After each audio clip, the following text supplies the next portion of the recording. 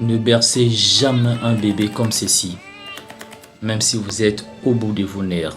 Je vous explique. La violence de ce mouvement provoque l'arrachement des veines, des gonflements et des lésions irréversibles qui peuvent tuer votre enfant ou encore l'handicaper à vie. Et c'est ce que nous appelons le syndrome du bébé secoué.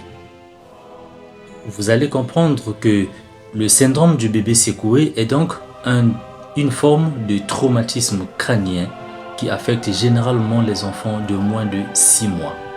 C'est une pathologie rare mais extrêmement grave avec un taux de mortalité qui varie entre 20 à 30%.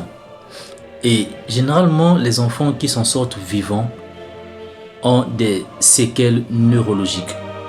Et 60 à 80% des enfants qui s'en sortent ont généralement des séquelles de type épilepsie, retard mental, paralysie ou encore la cécité.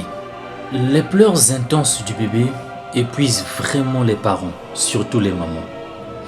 Alors, peu importe votre épuisement, peu importe le niveau de stress que vous avez vis-à-vis à votre enfant qui pleure incessamment, ne bercez jamais votre bébé comme ceci.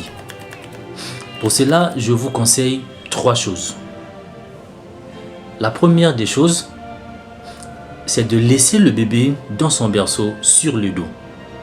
Certes, l'enfant va pleurer, mais il ne lui arrivera rien de mal en pleurant. La deuxième des choses, vous sortez dans cette pièce, vous allez dans une autre pièce afin de vous reposer. La troisième des choses, c'est de chercher un parent, quelqu'un qui pourrait vous aider avec l'enfant. La quatrième des choses, si l'enfant pleure incessamment, rien ne lui arrête, ni le repas, ni le biberon, ni le tété. Vous bercez, mais l'enfant continue de pleurer pendant des heures et des heures. Dans ces cas-ci, consultez un pédiatre. Santé pour tous, prévenir a toujours été mieux que guérir.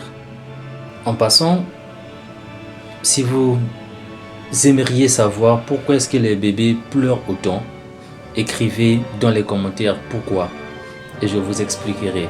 Merci.